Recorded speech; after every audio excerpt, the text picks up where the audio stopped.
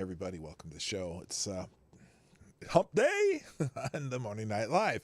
And I'm having a decent morning, although, again, running late. It's weird how this happens. But anyway,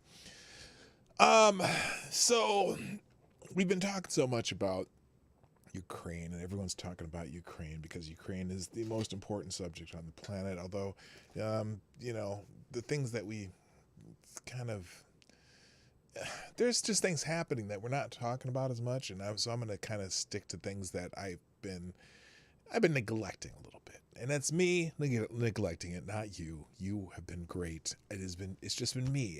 It's not you, it's me. And I need to fix some things in my life to help make our life better. What is that on my shirt? Oh, goodness, whatever the hell that was. Anyway, so we're going to do that. There's some things that popped up, and I'm just going to talk about them. And there's a couple of, there's a little bit of Ukraine in here, but not much. Just because I got to update you on the breaking news. But other than that, we're going to do other stuff. Set your clock ahead, and then you'll be early. No. It has nothing to do with my clock.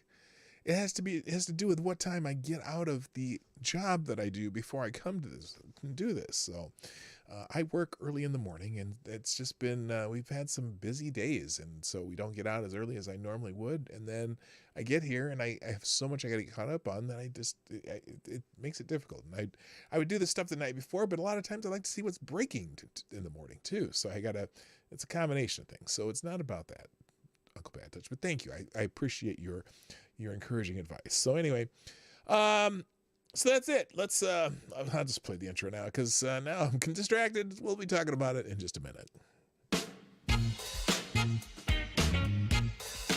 Ladies and gentlemen, coming to you live from the Lucky Dog studio in a hidden location somewhere in the upper Midwest of the United States of America, it's a brother making his own way but with all the wrong opinions. Welcome to the Morning Night Live with your host, yours truly, Dawg Knight. Stop the music. Good morning, everybody. Welcome to the Morning Night Live. I'm your host, Marty, also known as Dawg on the internet, and welcome back to the PDawgKnight channel. It is Wednesday, Hump Day, the 9th of March, 2021. One of my friends' birthdays tomorrow. I have to think about whose it was. March 10th. I got a friend whose birthday tomorrow. I should probably get on that. Anyway, welcome to the show. And like I said in the pre-intro, we're going to get caught up in things, or at least talk about a few things that get away a little bit from Ukraine. Now, Ukraine is, there is some, every day there's like breaking news or whatever, and I'll talk about that. But I kind of want to, there's some things that I got to get to. I just got to get to. So let's do that. But before I do that, of course, I'm going to say good morning to everybody. First in the chat today is Avocados Diablo, the Devil's Advocate. Thank you for being here, sir. Also, good morning to Black Hebrew Israelite. That's right. Also, Rotten Corpses in the house, Nomads in the house. Stop. Hammer time. And also good morning to Tyre Alexander, Tex AG. Welcome back. Nice to see you. Selecta Boy is in the house. Boy. Also good morning, Lord Stanhope. Good morning to K-Shull, Attack Alpaca. I said Lord Stanhope. Plague Dr. Zach, a.k.a. Zach Osborne. Welcome, sir. Also, good morning. I said Tyre Alexander, okay. Also, good morning to Willett Forge, Uncle Bad Touch. We know who you are. Come on, man. And also, good morning, D.I. Freighter Watcher. And is that about it? I kind of get there. Septus Wolf's here. I said D.I. Freighter Watcher. Text AG. I think I got everybody who's here so far. Hey, share the stream, hit the like button, do all that stuff that we do. If you want to sponsor the show, you can watch or just open a window at PDawgKnight.live. That's my Streamlabs donation tip jar. Or you can also use YouTube SuperChats if you don't mind giving Susan 30%. Or if you can always do Venmo and Cashapp. I don't see the messages there, but if you want to say the message, well then there you go. Streamlabs or YouTube Superchats, I'll respond to those right away because they pop up right here on my screen, and there you go. So, and if you're watching a replay, comment section, please put just even if it's just hey P-Dawg, that way I know you'd popped in. There's some regulars who just watch replays, and they pop in and put the comment in the comment section, and I know they were here, and I'm like, hey, I appreciate that. All right. Let's go. Wait, what was that? Someone asked a question. Anyone else excited to start funding Iran's nuclear program? Yeah. We about to do that, aren't we? Yes. No, God forbid. Oh, Richo's in the house. Good morning, sir. Well, yeah, I haven't quite figured out what this is. Why can't we produce oil at home?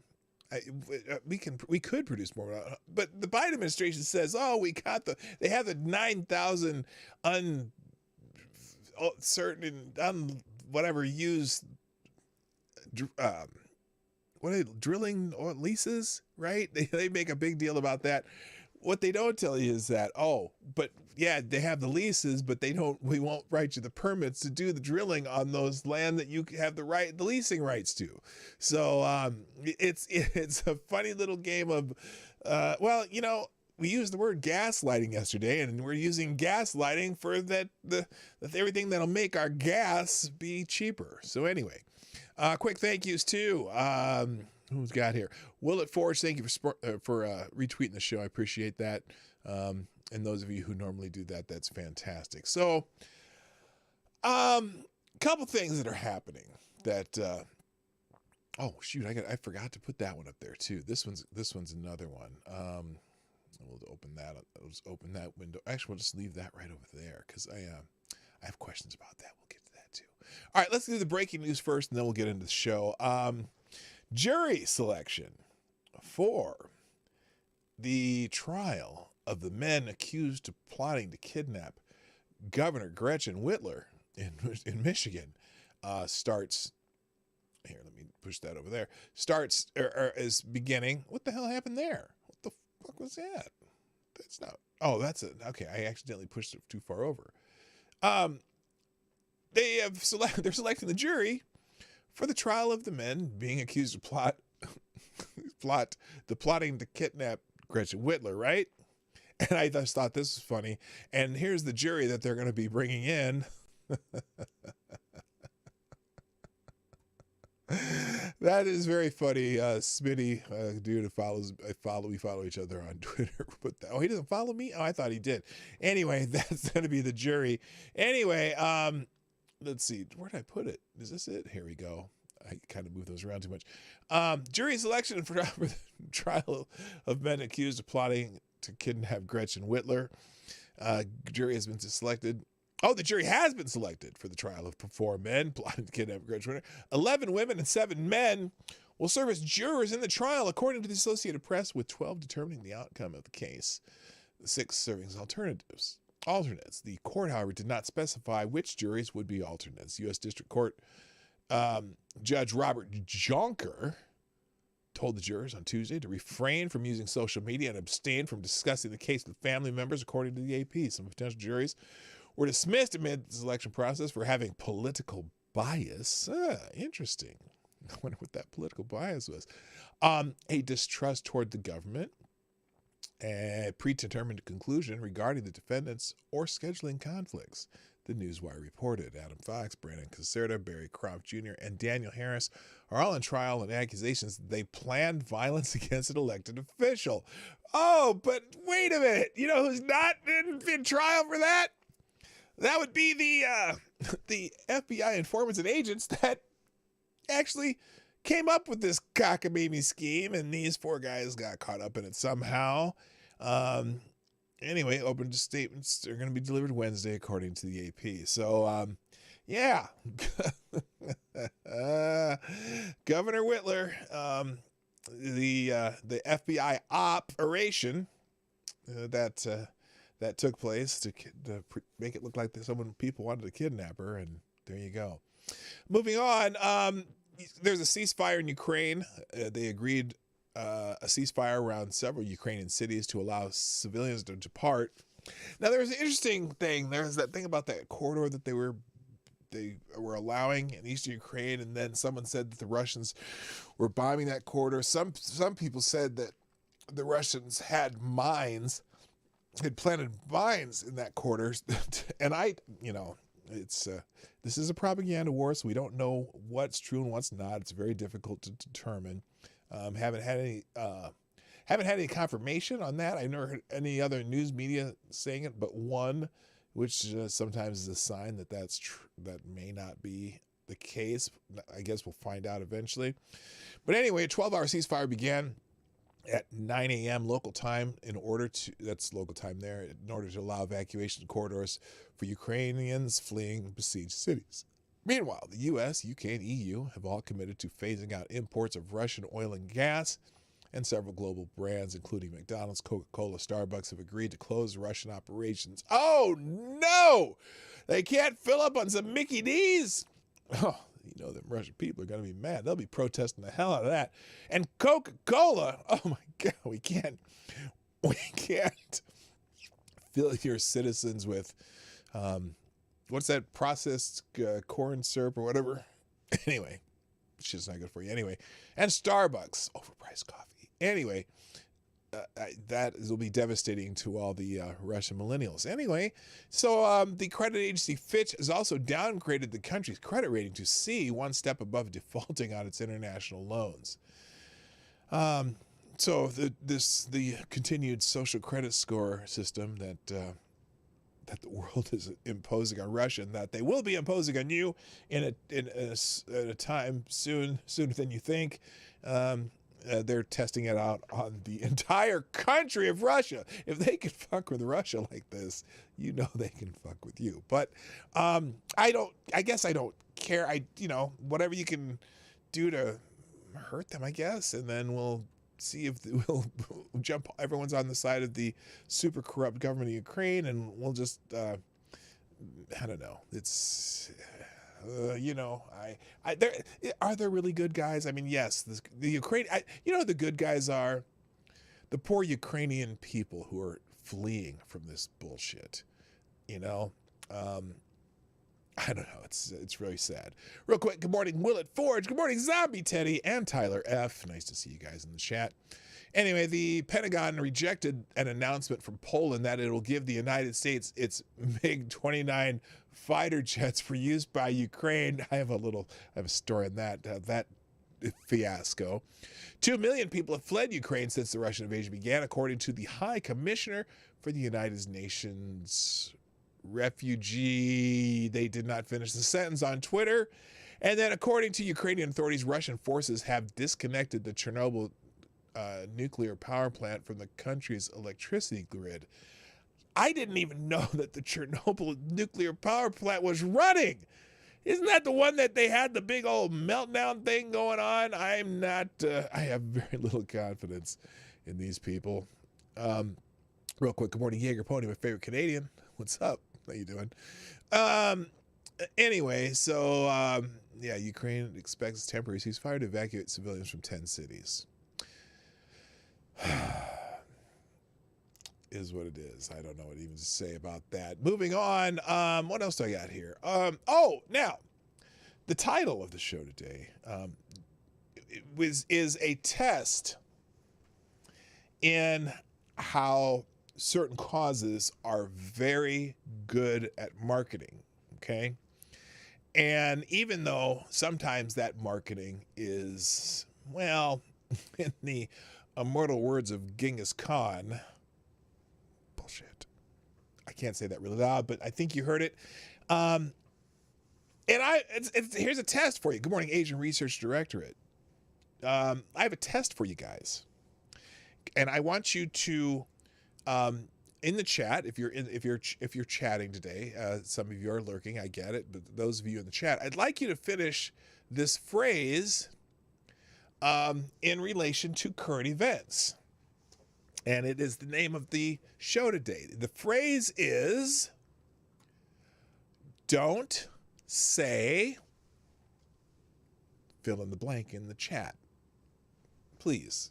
I'm going to give my own little Jeopardy music, even though I don't have one here. I should put my own little game show music ditty for stuff like this.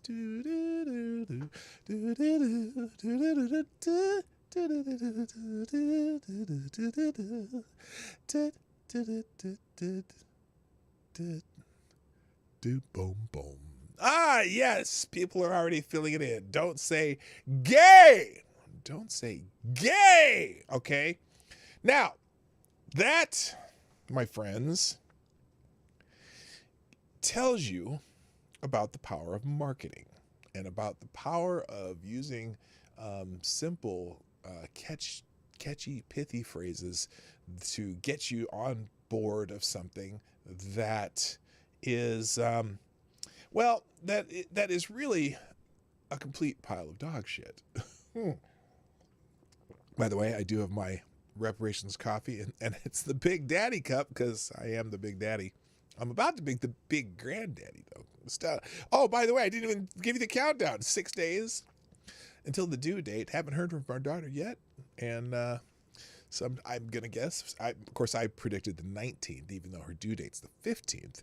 But that baby's been on time for everything. So that baby's coming at noon on the 15th, probably. But anyway, so don't say gay. Now, the reason I bring this up is because there was this tweet, and if you don't know about the Florida's, it's an education bill. It's not called the Don't Say Gay bill. Hello, Sir Quack. How you doing? Did I say good morning to Rotten Corpse? I think I did. If I didn't, I apologize. I meant to.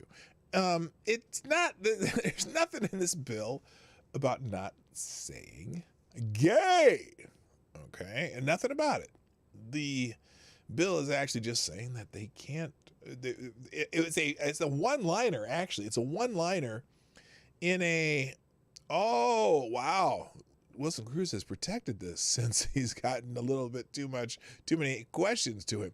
Anyway, it's not a bill. Hey, whoa! Sorry, Wilson. Sorry about that. I wasn't ready for Wilson to speak.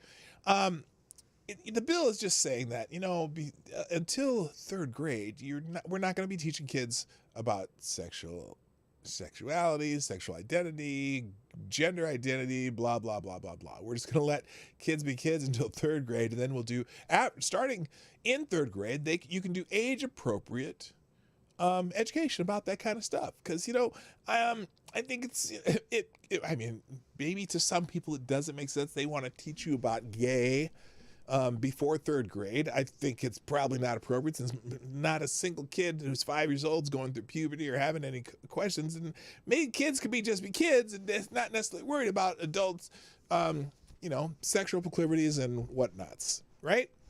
So they have this part of the bill of an education bill. A single line in the education bill just says, we won't be teaching about sexuality and gender identity until third grade. And then third grade, they can start to do some age appropriate stuff. But there's some people really mad because they're saying that you're not supposed to be able to say gay or teach about being gay in those younger grades. Now, obviously the question for some sane people would be like, well, what's the point of teaching sexuality and gender and the gender identity shit before third grade? I mean, 8 and 9 year olds. Okay. Third grade is 8 and 9 years old. Okay.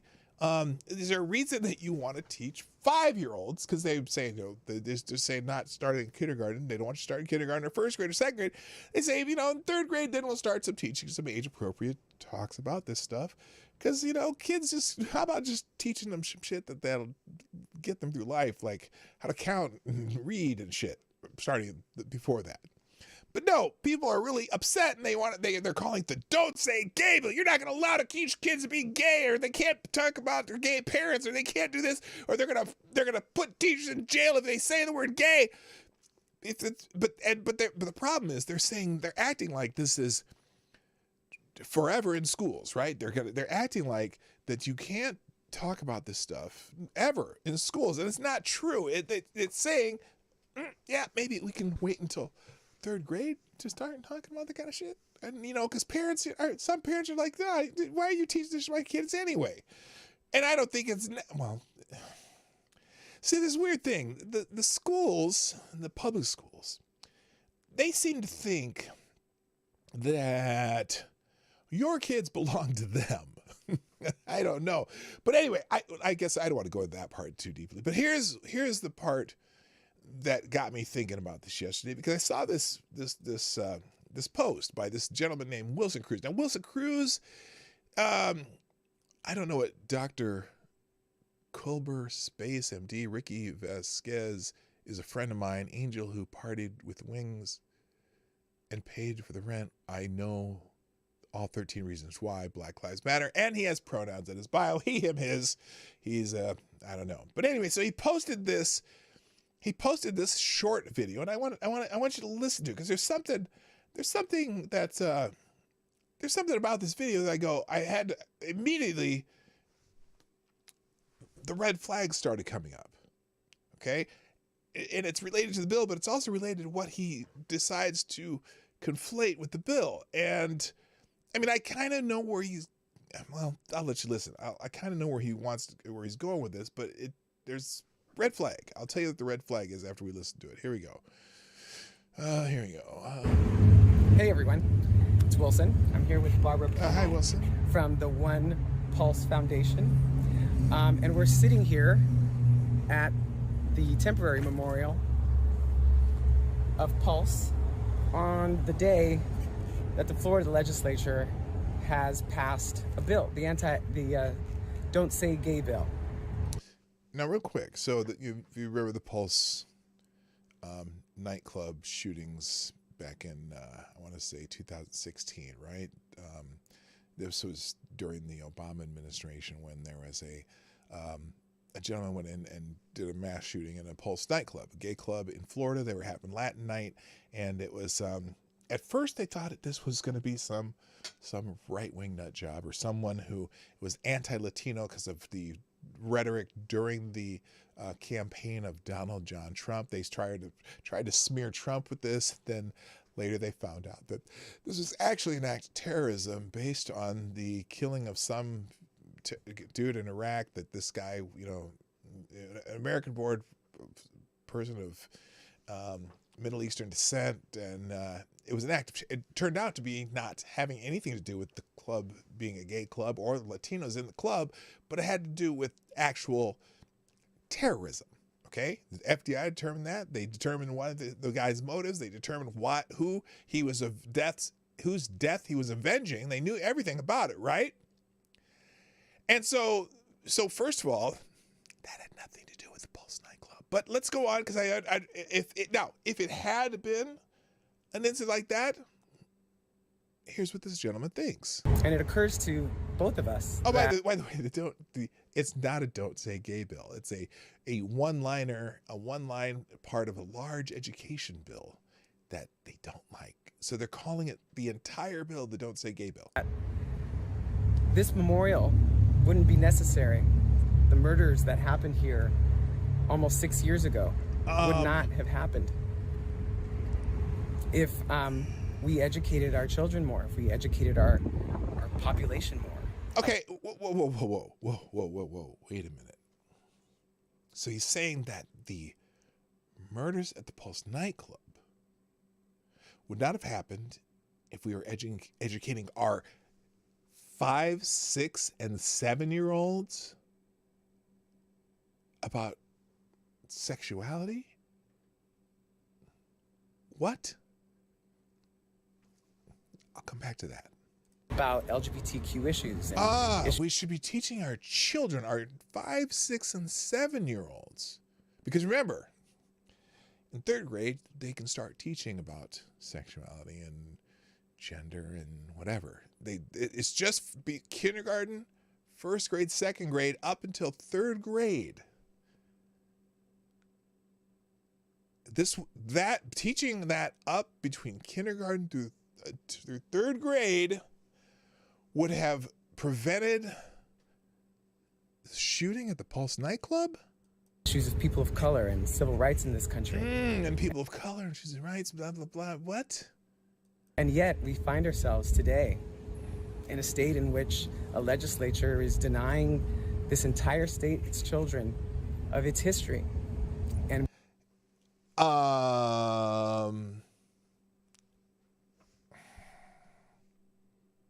what was that you said? Is denying this entire state, its children, of its history. denying the entire state's children of its history. Okay, so your history in the state of Florida is all about gay people, but denying all of the state's children until waiting until third grade would be denying all the state's children of its history. That doesn't make sense. It doesn't make sense at all. And we cause harm to kids and how they see themselves and how the community sees them. So if you don't teach them before they're 8 years old, it causes harms to kids. Do kids even have a sexuality before they're 8 years old? That's my question, because they said they'll start teaching in third grade. That's 8 and 9 year olds. Why is it so important that we teach 5-year-olds about sexuality when the urges and people don't develop a sexuality generally until they reach puberty? Generally, I guess maybe they think, of course, they think that some kids can transition at 4, that without any coaxing from parents, they just will transition or whatever. Or if they if a little boy tries to act like mommy for a day, oh my God, he's transgender, when he's just, emulating mom for a day or 2. And some people even extrapolate that for the need of violence. So do they now? Well, wouldn't there be violence everywhere if they did that? Because Florida's a pretty big state. There's millions of people in Florida. Would you have any examples of this? If you can't teach it before they're 8 and 9 years old, how does this compute? So we sit here in Florida today, looking at this memorial, remembering the people of that we a lost, what? Of people but also lost. Okay, so you get wondering the point. how we stop this from happening again. Okay, And I'll tell you what. And does it? So you stop it by teaching 5, 6, and 7-year-olds about sexuality? And I don't even mean, if some kid comes to school and they have 2 moms, do you think that anyone even talks about that or even cares at that age? Do they think about it? Other than saying, well, they have mommy and daddy and that kid has 2 moms or 2 dads or whatever. But do you have to explain the sexuality part? Well, let's see, this vagina gets a dick in it. This vagina just gets tongue and fingers, and this dick gets into vaginas, but this dick goes into buttholes, only buttholes, but this goes into both buttholes and vaginas. Do we have to really teach kids that? And I'm sorry. What this bill isn't going to help. Straight to the middle. So do what you can today. Reach out to your legislature and tell them how evil and unnecessary and harmful this is. Apparently, this man has no idea what's in this bill. Now, that's what a lot of people on Twitter pointed out to him. Saying the quiet part aloud. But this person's saying, I'm not 100% certain. They want to stop it. Other folks. Well, let's talk about the Pulse nightclub. And I replied to this a couple times. I said, the tragic murders of the Pulse would likely not have been prevented by teaching 2nd graders about sex and sexuality, as it was an act of terrorism by a man who frequented the club and was motivated by U.S. forces killing Abu Wahib in Iraq. The FBI deemed it an act of terrorism. If you want to read more about it, if you don't remember, I just pulled the Wikipedia page. Now, the Wikipedia page still talks about it. It's the deadliest incident in the history of violence against LGBT people in the United States. Well, this wasn't motivated by LGBT anything. It was a 911 call made shortly after the shooting began. Mateen swore allegiance to the leader of the Islamic State of Iraq and Syria, Abu Bakr al-Baghdadi. That's this guy, who was an Iraqi militant and the caliph of the Islamic State from 2014 until his death in 2019. Wait, what? Oh, and then it said it was the U.S. killing of Abu Wahib. Abu Wahib, better known, is Shakir Wahib al-Fadawi of Afadawi al-Dulaimi, better known as Abu Wahib, was the leader of the militant group Islamic State in Iraq and the Levant in Anbar, Iraq. He killed 3 Syrian truck drivers in Iraq in the summer of 2013 and was himself killed with 3 others in a United States-led raid. Okay? And so this guy said the U.S. killing of Wahib in Iraq the previous month triggered the shooting. He later told Negotiator he was out here right now because of the American-led interventions in Iraq and in Syria, and the Negotiator should tell the United States to stop bombing. The incident was deemed a terrorist attack by the FBI. So, this interesting gentleman is talking about how teaching kids 5, 6, 7 years old about sexuality and sex and gay and bi and gender identities and stuff like that really wouldn't have done anything. The shooting would have happened anyway. And remember, and if you don't remember too, this person, this shitbag Omar Mateen, who committed these murders, he killed 49 people, wounded 53 more. He's a shitbag. Okay? But he was a frequent patron of the club too.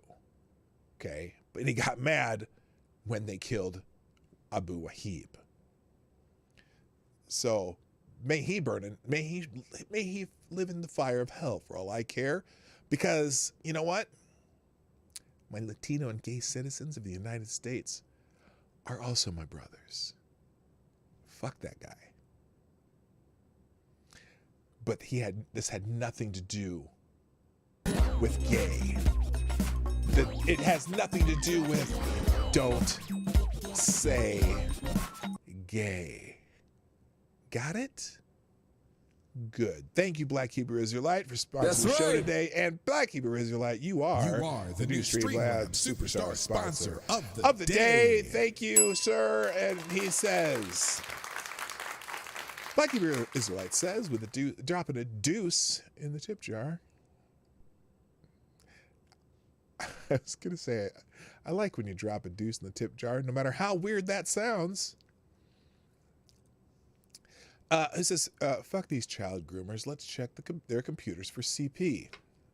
That's right. I bet they have terabytes full of it. Why would you want to normalize pedo shit in schools? I guess so their future victims stay quiet about their abusers.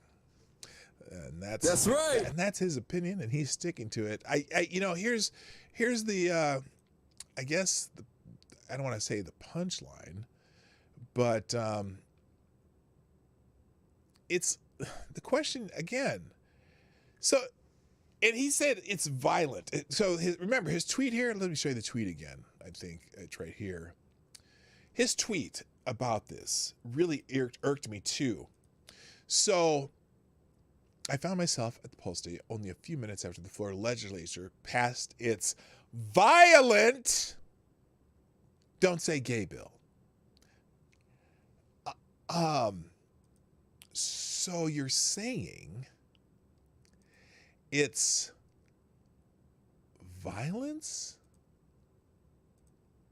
It's violence if people not related to your children cannot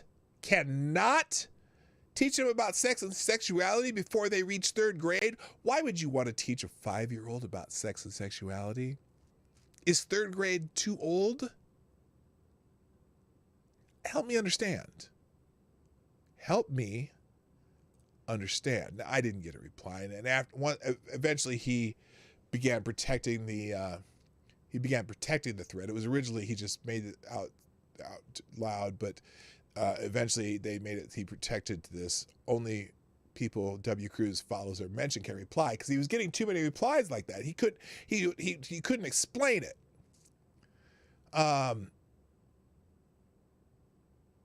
So, it's bullshit. But but there's a whole lot of sycophants agreeing with him that, that's something.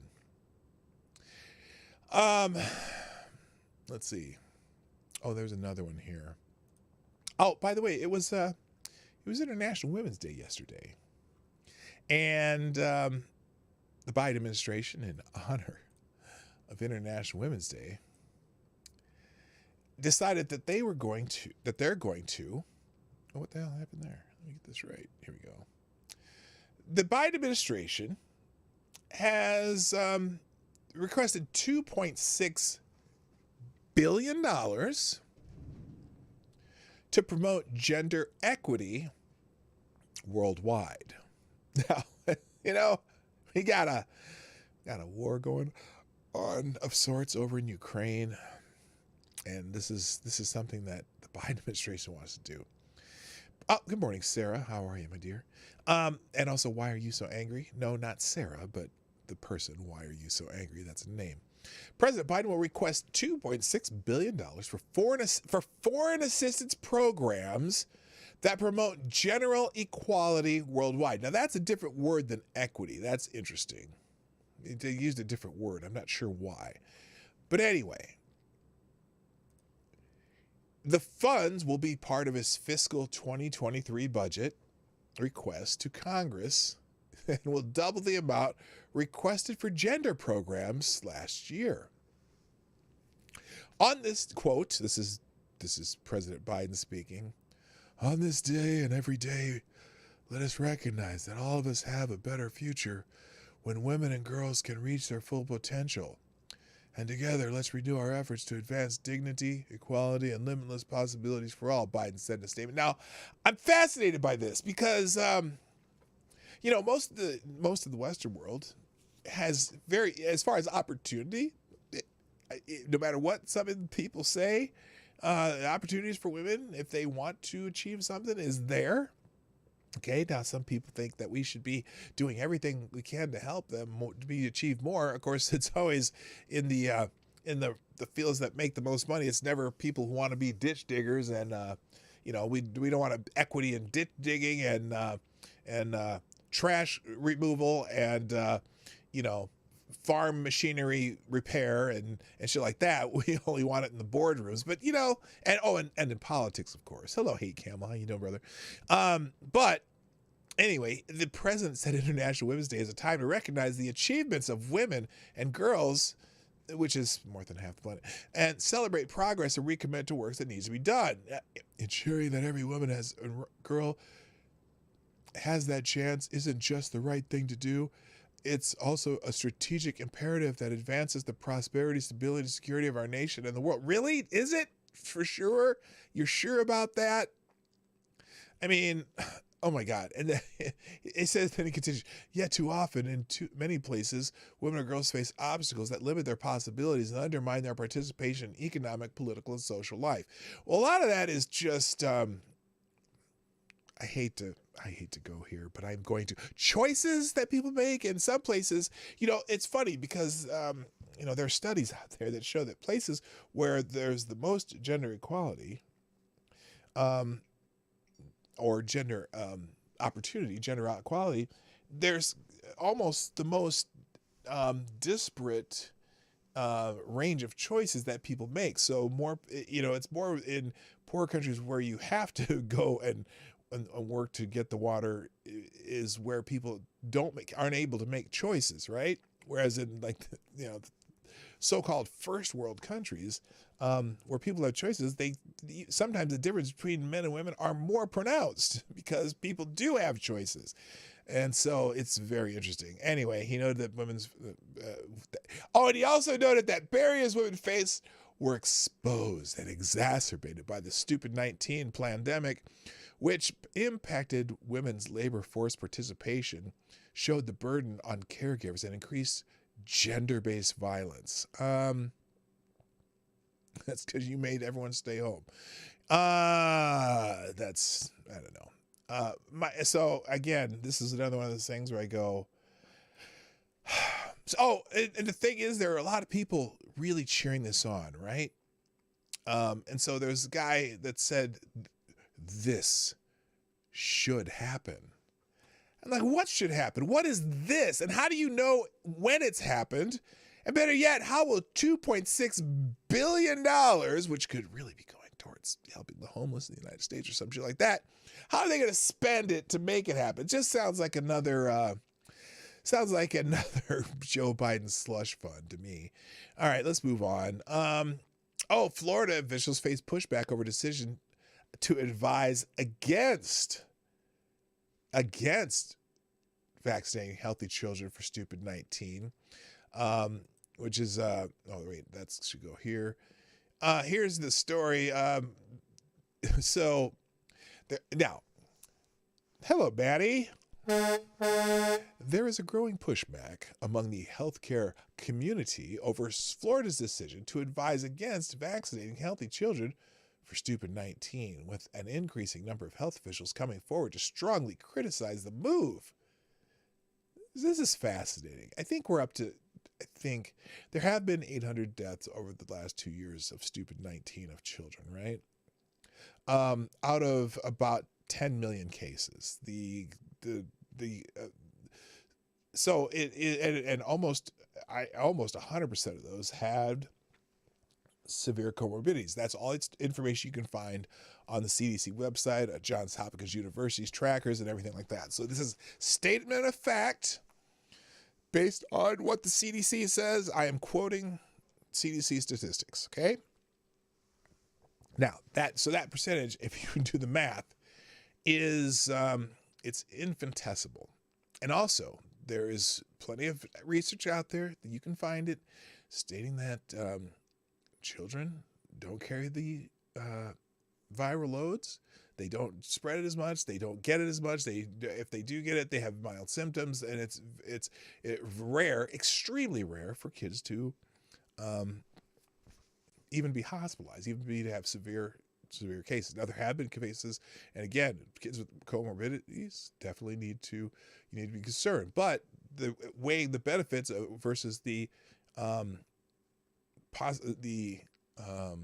detriments is something parents should consider for their children, right?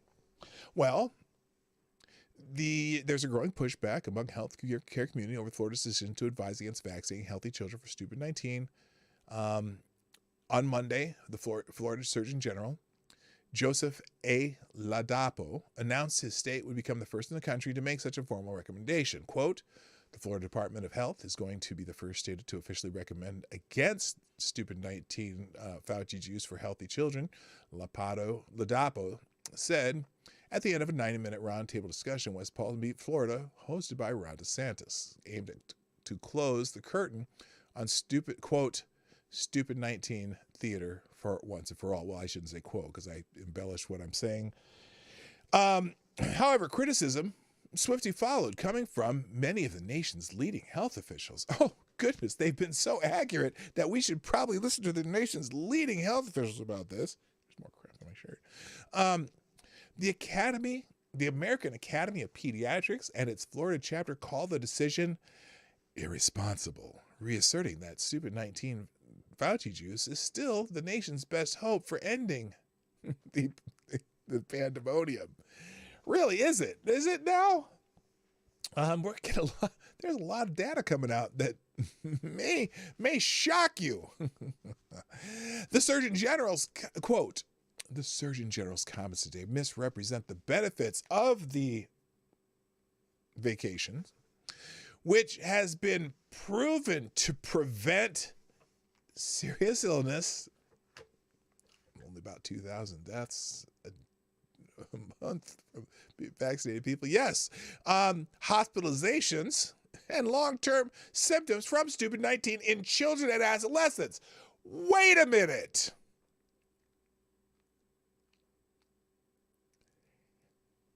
If children and adolescents ages 17 and under if you go on the CDC website, again, on the CDC website, children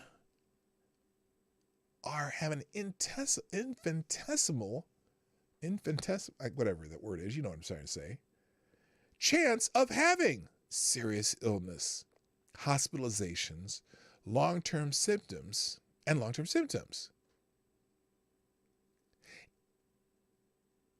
And they're saying, including those who are otherwise healthy. Hello, Johnny Hillcat.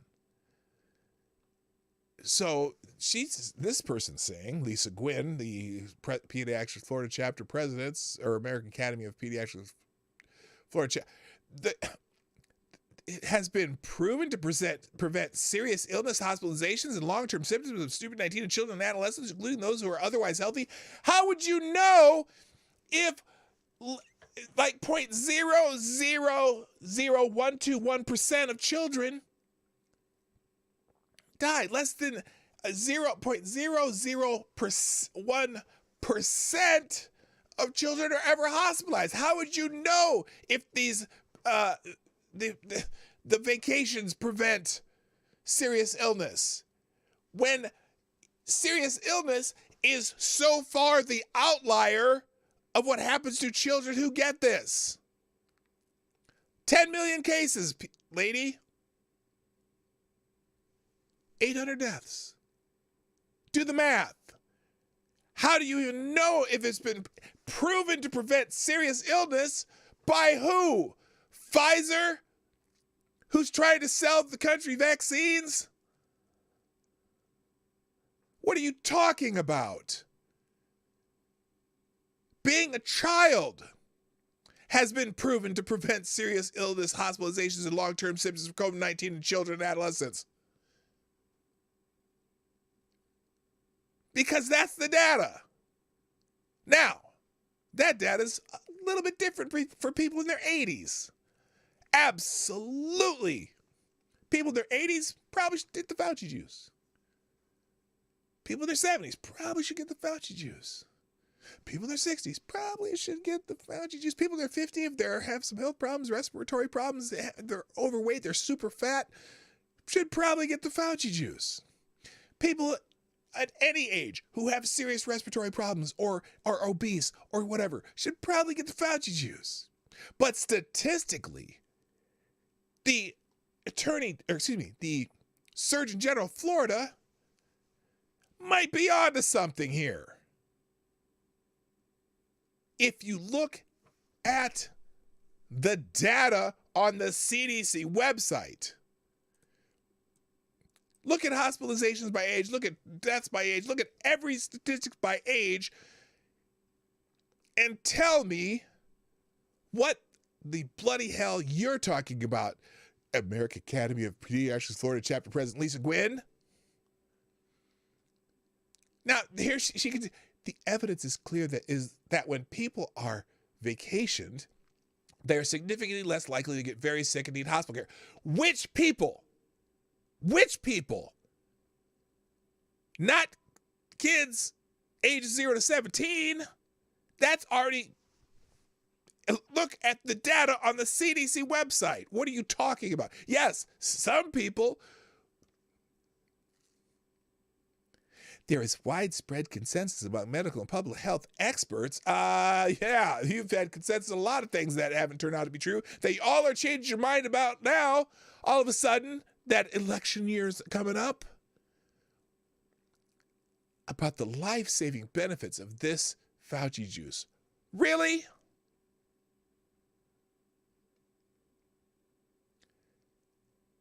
$800 deaths over 2 years of kids 0 to 17, about 10 million cases. Do you know how many vaccinated people died in last month? Oh, the old people that died who were vaccinated. Last month, or I think it was January, there was like 2,000 vaccinated people who died from stupid 19, and they were all old, all had comorbidities. Versus 800 kids ages 0 to 17 over the entire 2 years, even before we had a vaccine. Even before we had the vacations. Hello, King. How you doing, brother? Yeah, I know you guys hate Ron DeSantis. I get it. But the Surgeon General of Florida has a point. Now, there's this also. Who's this person? Oh, she's still saying the American Academy of Pediatrics, alongside with the Centers for Disease Control and Prevention, have also been vocal in their support of pediatric stupid 19 vaccination, stressing to parents that real-world data has demonstrated that the vacations are safe and effective at protecting children against severe disease. Again, being a child with this particular disease protects children against severe disease, as you can see by your own data, you morons. Now, I have no problem if parents out there that they want to give their kids a vacation, they can go right ahead and do it. That's certainly their prerogative. While you're at it, why don't you go get your kids vaccinated for shingles? Because they could get it. You never know. It's kids don't really get shingles, but you can get them vaccinated for it if you want to. Go right ahead.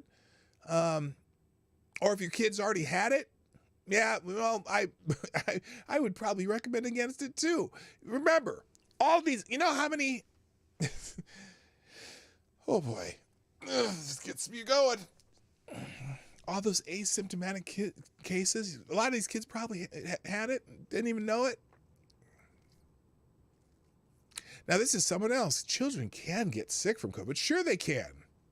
Oh, and some get very sick. Yes, a very infinitesimal amount, usually with lots of comorbidities, which, again, if your kid has respiratory problems, if your kid has is morbidly obese, yes, absolutely. I talk to your doctor, and preferably a doctor who actually looks at data. But yeah, some kids probably should have it, you know. But there's certainly a weighing of risk factors on this. It is irresponsible to advise parents not to vaccinate their children against this virus. Really? The Infectious Disease Society of America has also issued a strong statement in opposition to the move, which the organization described as disturbing. Disturbing. The Florida Surgeon General's decision to recommend against stupid 19 vacations for healthy children flies in the face of the best medical guidance and only serves to further sow distrust in vacations that have proven to be the safest, most effective defense against severe stupid 19 disease, hospitalization, and death. For who? How about for people who already had it? Go look at your data on the CDC website. What if they've already had it? Do you recommend it still? And why? Based on the data on the CDC website. Oh, that's right, because now you're starting to say that people who've had it have durable acquired immunity. Now you're finally starting to admit that. Where's Dr. Fauci been lately? Anyone seen him? Anyone see Dr. Fauci anywhere lately? It's weird that we don't see him. We see what's her face from the CDC, Walensky. We see her face all over the place.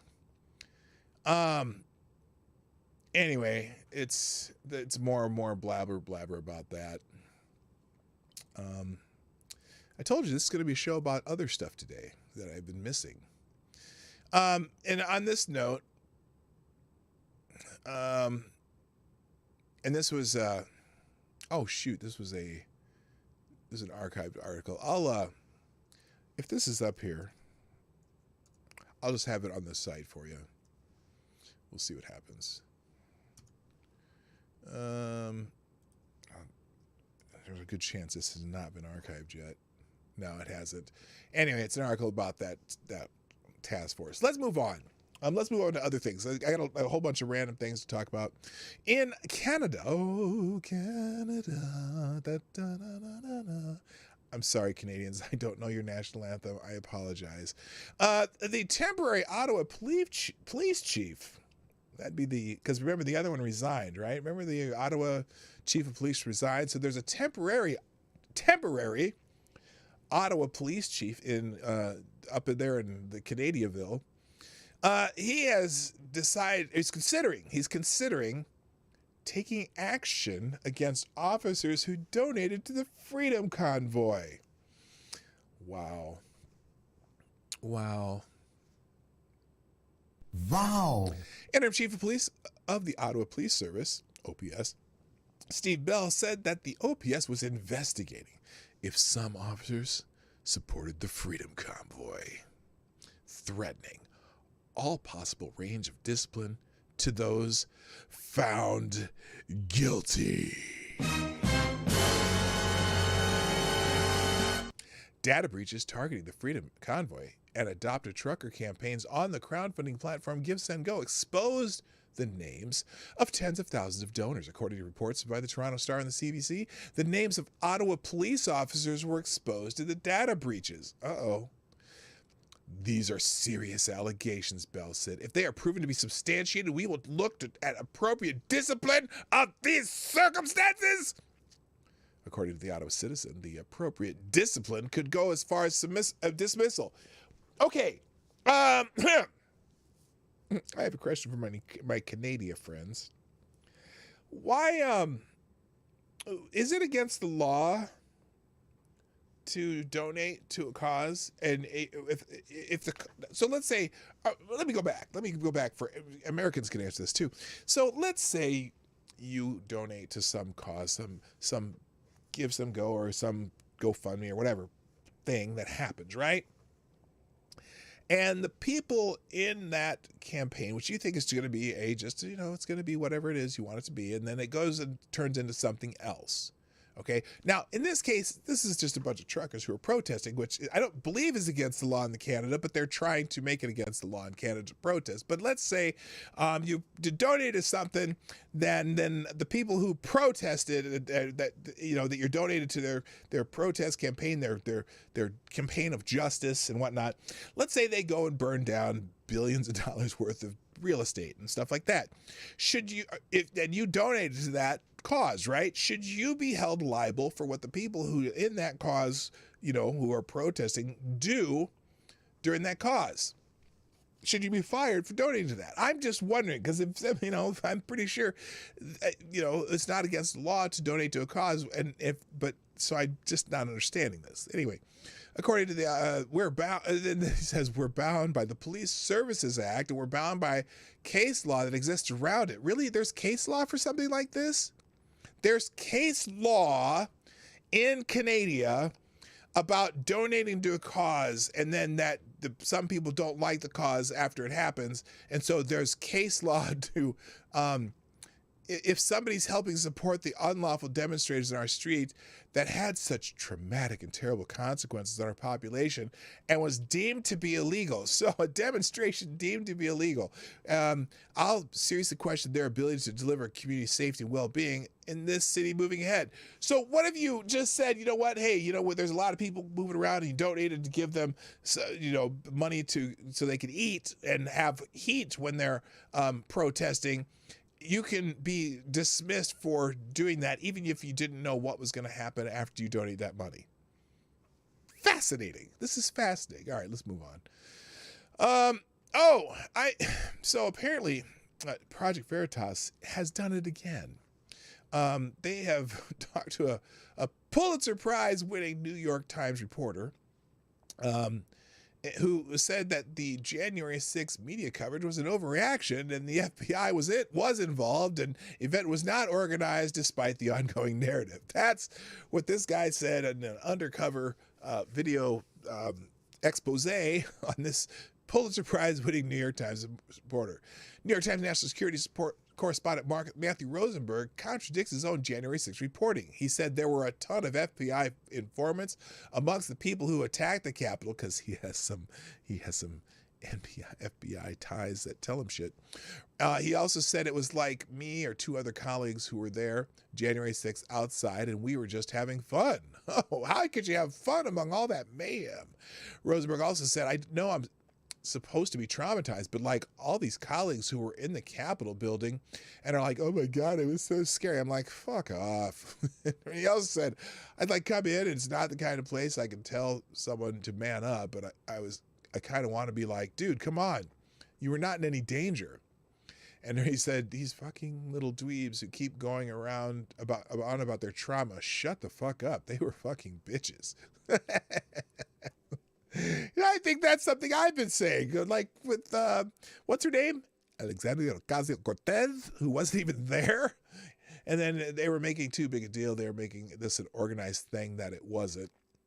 And I will stand by those comments immediately. Anyway, you can check out the Project Veritas video on Rumble. I don't think they're on YouTube anymore.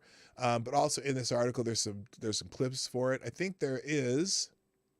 But there are links to his reporting, how he's reporting it as one of the most terrible events on the planet. This guy, but undercover, in just talking to this honeypot chick, he's telling all the truth, but he lied about it in the articles he wrote for the New York Times. So anyway, you can read that there. I'll see if I can find a link for it before I put out the links today. By the way, as you know, all the links to things that we talk about are will be in the description. Now, speaking of January 6th, though, the first January 6th defendant, what the hell's going on there? To face trial has been found guilty by a D.C. jury. Guy Reffitt, the first man to stand trial for his involvement in the Capitol protests on January 6th, has been found guilty on all counts. The jury of the district, they should have, I would have demanded a different venue, but this is federal court, so it's hard to do. A jury in the District of Columbia deliberated for roughly 3 hours before finding Reffitt guilty on 5 charges, including one controversial count of obstruction of an official proceeding, a charge dismissed. A charge that was dismissed by a federal judge yesterday in a separate January 6th case, raising concerns that January 6th defendants will not find an impartial jury in the city that voted nearly 94% for Biden. Oh, you think?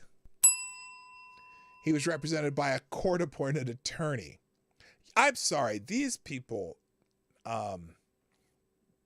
first of all, fuck these court-appointed attorneys in D.C. They are not on your side. They do not care. They're not going to fight for you.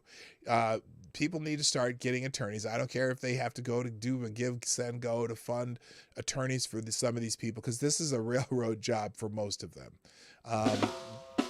Hey, I'm Natasha Cunningham. The great thing about Photoshop is that there are a million different ways to do the same thing. Just explore and stick with what works best for you. That's not. What the hell is that?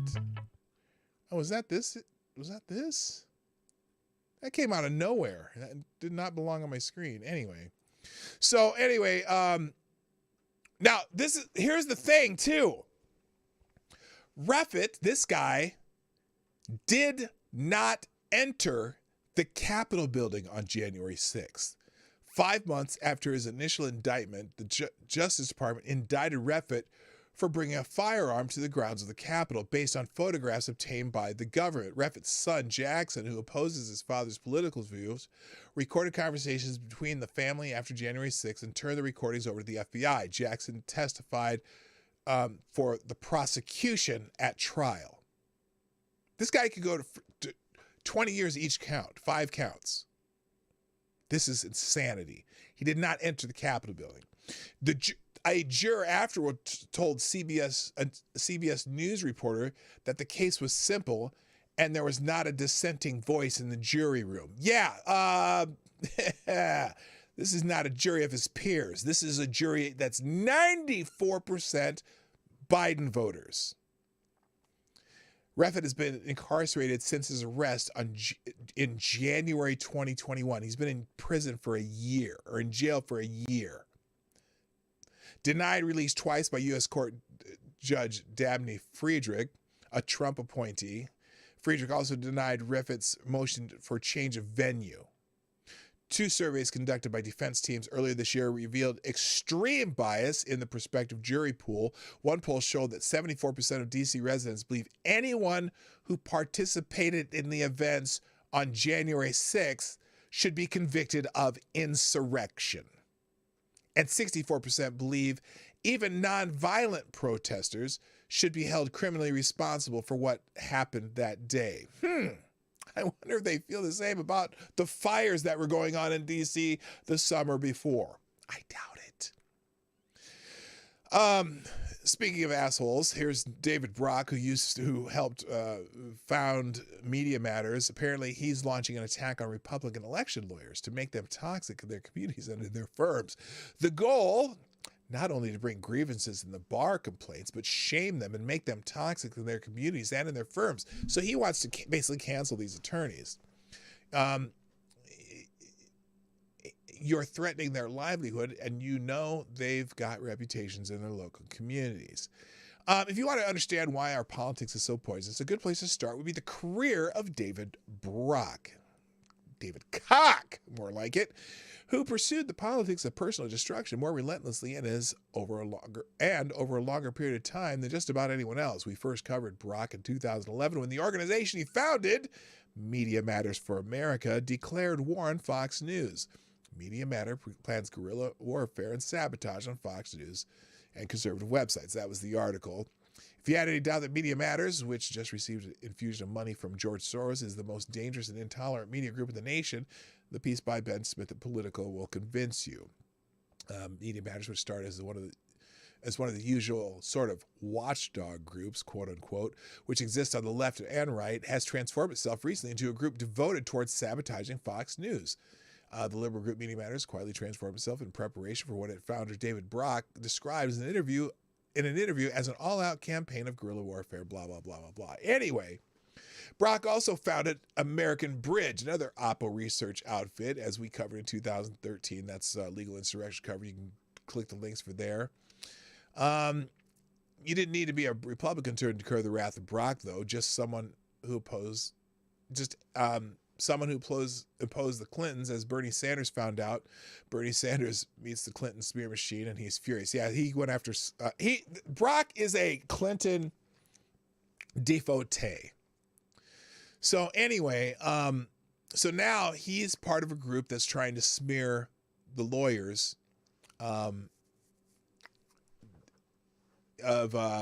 who wanted to figure out if there's a way, if there any way to determine election fraud.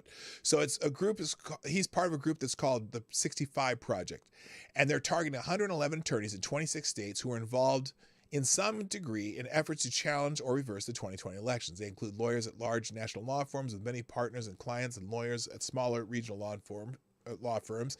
It's going to air ads in battleground states, including Arizona, Georgia, Michigan, Nevada, Pennsylvania, Wisconsin. It will also push the ABA and every state bar association to codify rules barring certain election challenges and adopt model language stating that fraudulent and malicious lawsuits to overturn legitimate election results violate the ethical duties lawyers must abide by. Really? Filing a lawsuit is violating the ethical rules lawyers should abide by? Interesting. It plans to spend about $2.5 million in its first year and will operate through existing nonprofits called LawWorks. And then Brock told Axios in a video that the idea was not only to bring the grievances in the bar complaints, but shame them and make them toxic in their communities and in their firms. Quote, I think the littler fish are probably more vulnerable to what we're doing. You're threatening their livelihood. And you know, they've got reputations in their local communities. So he wants to destroy them. Now, on that note, you can read the rest if you want, but also one of the people involved in this, longtime Clinton ally and George Soros funded Media Matters America founder of Media Matters for America founder David Brock is also advising this project. But former Senator Tom Daschle. Now, if you don't remember who Senator Tom Daschle with, he had a little ethical issue of his own back in the day. Former Senator Tom Daschle, a board member of the new dark money left-wing group targeting conservative election integrity lawyers, took a trip to China sponsored by a key communist influence group flagged by the U.S. government in its effort to infiltrate American politics. Yes, he's colluding with China. China is asshole. A new group, the 65 Project, seeks to deter right-wing lawyers from fighting on behalf of election integrity by attempting to disbar or intimidate lawyers who fought for the issue during the 2020 election. In addition to former Democratic Senator Majority Leader from South Dakota, longtime Clinton ally George Soros funded Media Matters for America founder David Brock is also advising the 65 Project. But the National Pulse can reveal that Daschle took a trip to China. China is asshole. Sponsored by the China United States Exchange Foundation, a state-sponsored propaganda effort that seeks to influence foreign governments and other actors to take actions or adopt positions supportive of Beijing's preferred policies, according to the U.S. government. CUSEF functions as part China's United Front, which the federal government identifies as Beijing's covert operation to corrupt and neutralize sources of potential opposition to the policies and authorities of its ruling China's Communist Party. The U.S. State Department also compares the United Front to the Chinese regime's magic weapon to advance its preferred policies by infiltrating American politics, media, and academics. And Tom Daschle is,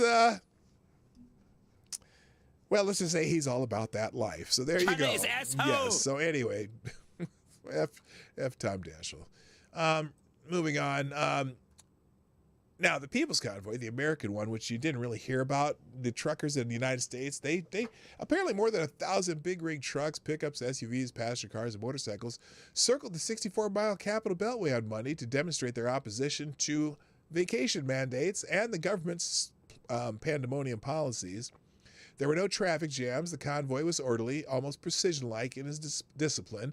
The protesters gave the right-of-way to other vehicles using the highway, staying in the right-hand lane for the entire circuit. It was peaceful, despite the expectations of the media and many in government that the convoy would become violent. The protesters have, so far, shown no inclination to cause disruptions to Washington traffic or take part in violent demonstrations in the city itself.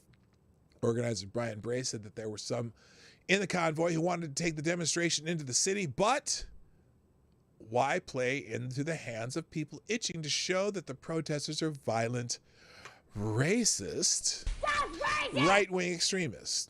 Let's see. He said the group, which began its demonstration on Sunday with 2 loops around the Beltway, has no plans to take the protest beyond the highway, but acknowledged that there is a faction of the convoy that wants to head into the nation's capital. Authorities said traffic disruptions Monday were minimal, and there were no reports of convoy-related incidents during the group's single loop of the 64-mile Beltway.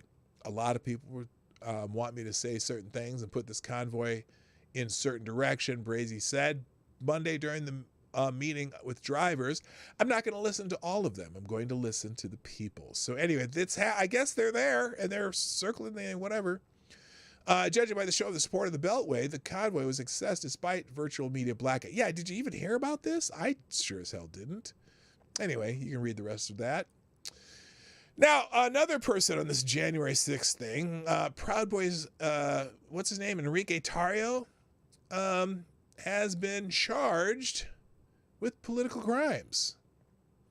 On the same day, Human Events and the Liberty Forum Silicon Valley are set to host a panel of dissidents persecuted for political crimes. Okay, what the hell is that? Photoshop can really make whatever's in your head. You can learn regular tools in all kinds of ways and make them your own. I have no idea where that's coming from. You just have to try it. I would think it'd be coming from ABC News, but I don't see it coming up. It's one of these ads is doing that. It's really driving me nuts. Anyway, Enrique Tarrio was arrested in Miami for conspiring to obstruct an official proceeding, a felony charge that federal prosecutors have brought against hundreds of defendants. Now, it's fascinating because he wasn't there because they arrested him before the event. The charge carries a maximum possible sentence of 20 years in prison, according to The Hill. Prosecutors allege that Tarrio helped to rally the Proud Boys to make the journey to Washington, D.C. with the intent of obstructing Congress's certification of the Electoral College votes. Tarrio is being charged along 5 co-defendants, all affiliated with the Proud Boys, who were all indicted early last year and have since pleaded not guilty. Though Tarrio was not present on the day of the attack, he was arrested on January 4th and ordered to stay away from Washington, D.C. after allegedly burning the stolen flag. I'm Chibo Carey. Trust your instincts and be willing to try stuff. There's still things I don't know about Photoshop, but that's exactly what's great about it. There's always something new to discover. It's not that. It's The Hill. I don't know where it's coming from. Sorry, guys. Is it coming? No, that's that. Not reclaiming the net. I don't have anything open that's... Oh, maybe it's one of these New York Post ones. Could be. Anyway, I can't do anything about it. All right. Yeah, he was in custody on January 6th. That's just it. He wasn't there. But he's being charged along 5 co-defendants, all affiliated with the Proud Boys, who were indicted early last year and have since pleaded not guilty. Lotario was not present on the day of the attack. He was arrested on January 4th in order to stay away from D.C. after allegedly burning a stolen flag from an African-American church the month before. That's from The Hill. Yeah, you know, there was a case where someone stole and burned a United States flag in protest, and they were not found guilty because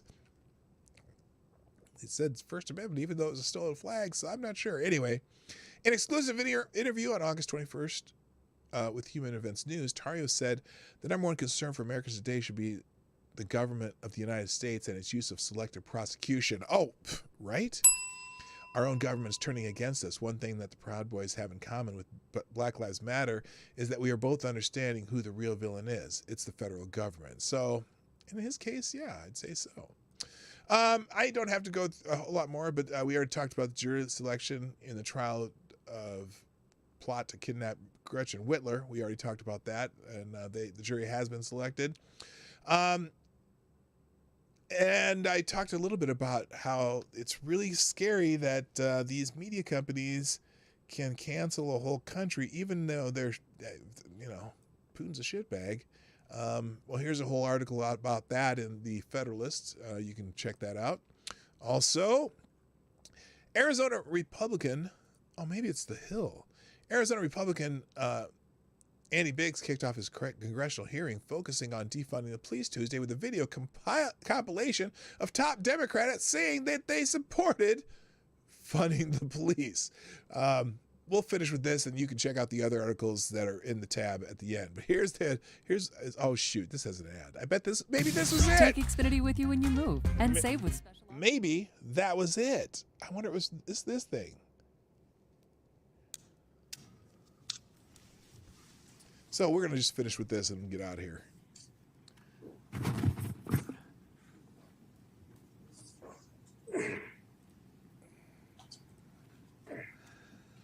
Oh, God. Prominent progressives on Capitol Hill are echoing the chants heard from protesters on streets in major cities around the country. Congresswoman Ilhan Omar, whose district includes Minneapolis, has called the police there rotten to the root, saying... Did she just say Minneapolis? When people don't know how to say Minneapolis, it always cracks me up. It shouldn't just be defunded, it should be dismantled. We mean ending this department as it currently exists. I am for defunding the police. Some city officials calling for police departments across the U.S. to be defunded. Democrats to leave tweeting, no more policing, incarceration, and militarization. It can't be reformed. What we've seen in Los Angeles, Mayor Eric Garcetti saying, take some of the money from policing, about $150 million, invest it in health initiatives, training initiatives for youth. I applaud Eric Garcetti for doing what he's done. Painted in huge block letters on city streets from Washington to Wisconsin. Some who support the idea want to strip all police funding and dissolve entire departments. There's some issues that we ask police to do, like mental health issues or policing in schools and all the rest, that perhaps we can shuffle some of that money around. We don't want no more police, but we need to completely dismantle the Minneapolis Police Department. Yes, I support the defund movement. Defunding police means defunding police. If these reports are accurate, then these proposed cuts to the NYPD budget are a disingenuous illusion. This is not a victory. The freshman Democrat adding the fight to defund policing will continue. Okay, so this goes on for another minute and a half, but I'm going to skip it just to show you what the other articles are. Eric Adams, the new mayor of New York. This is a Michael Goodwin editorial. Stick to your promises and have cops backs Mayor Adams, because apparently he's not. He campaigned he campaigned on the idea that yes, we need police and we need to have some order in the city, and it's just not happening. You can check that one out. Also, Katie Tur, and I'm not familiar with Katie Tur. She's usually, well, I don't want to say on the wrong side of history, but she's just on that other side. And she did this fascinating thing where she said that it was insane that the United States was not only not energy independent, but was dependent on authoritarian regimes for at least a portion of the oil and gas that Americans consumed on a daily basis. Oh my God, the clock struck midnight. Oh, the clock's broken. Well, she caught up with the clock. Terror is responding to President Joe Biden's Tuesday morning announcement that the United States was going to stop purchasing oil from Russia for at least as long as Russian President Vladimir Putin continued to direct his occupation forces to wage war in Ukraine.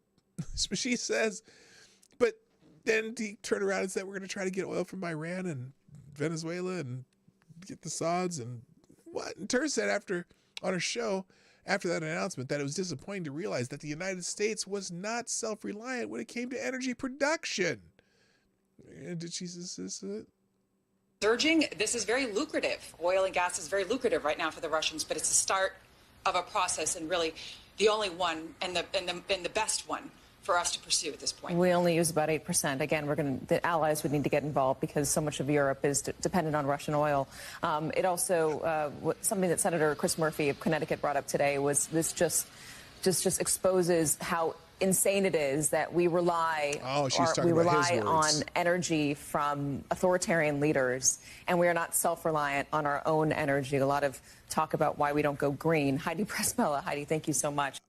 Surging on why we don't go green. Because you need to use oil and current resources in order to even go green. You can't go green without them. Sorry, can't do it. Stop pretending that you can. Thank you, Black Hebrews Light, for dropping another deuce in the tip jar. Appreciate you.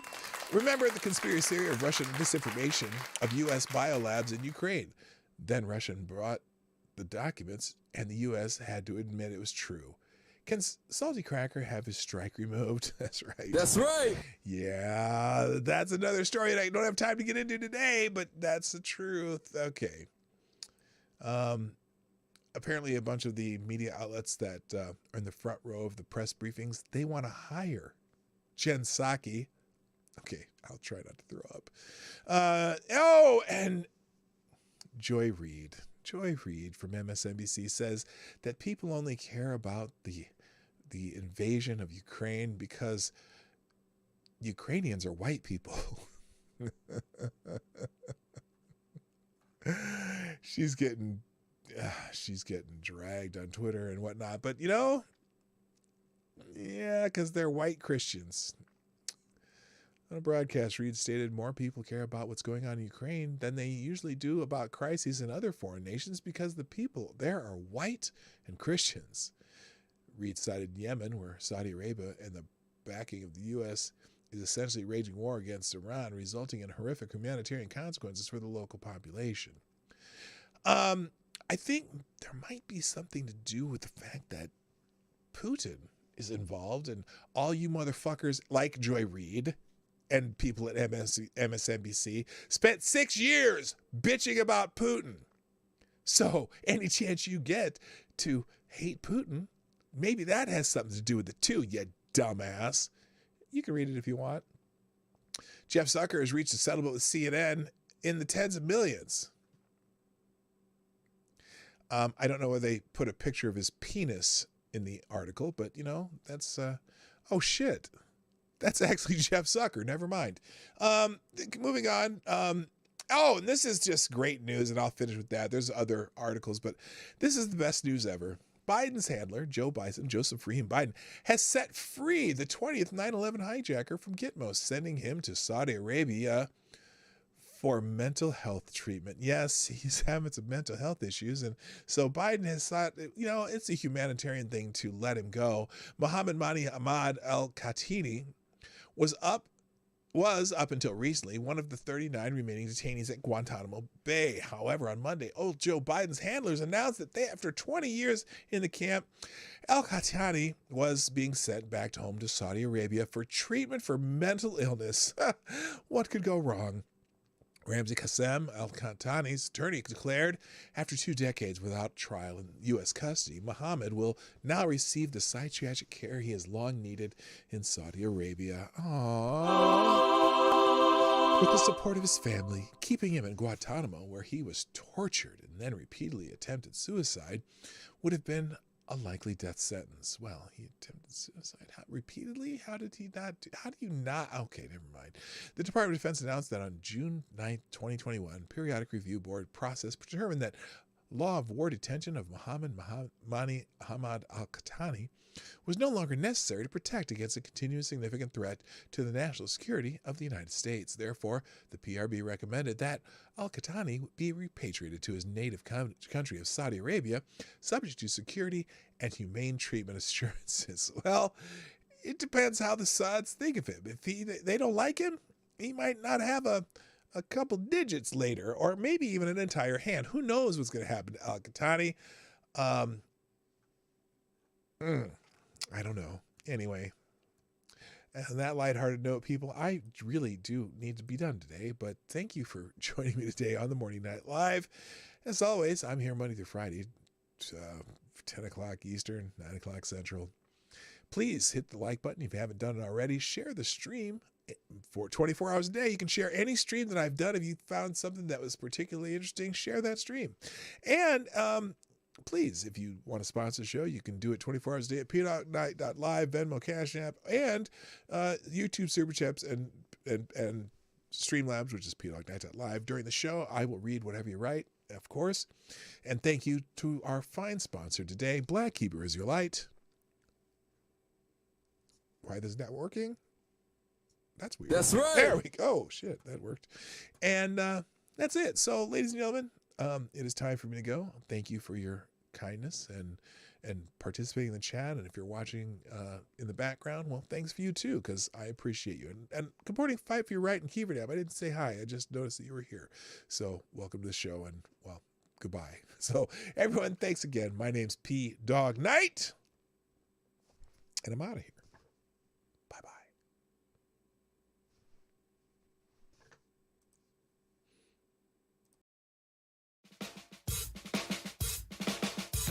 Hey, this is PDawgKnight, and thanks for watching today on the PDawgKnight channel. If you have an observation or remark you'd like to make about this video or my channel, I absolutely welcome you to write it in the comment section down below. I really look forward to hearing from you. And before you go, if you like what you saw but you're not already subscribed, please make sure you hit the subscribe button and definitely click that bell that pops up afterwards so you'll be notified when I post new videos or when we go live. I broadcast my live show, The Morning Night Live, Monday through Friday at 10 o'clock Eastern, 9 o'clock Central. A special thank you to all the supporters of this channel who share our videos on social media and who make donations through Streamlabs, YouTube, Venmo, and Cashapp, which are all linked in the description down below. Thanks again, and until next time, I'm PDawgKnight, and I'm out of here.